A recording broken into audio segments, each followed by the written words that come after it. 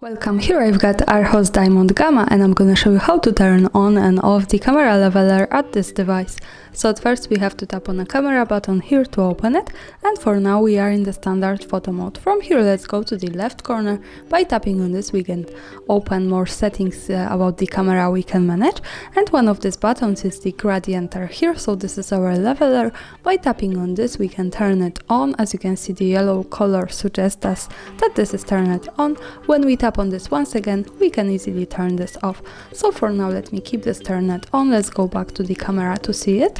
And the leveler here is in the shutter, and it is helpful when we want to keep our photographic topic straight at the picture. As you can see, this is how it works. So this yellow sign suggests us that our device is in the right position. And of course, when we don't need this, we can easily go back to the settings in the left corner, tap on this once again. So for now this is turned off and the leveler has gone here. And that's all, thanks for watching, subscribe our channel and leave the thumbs up.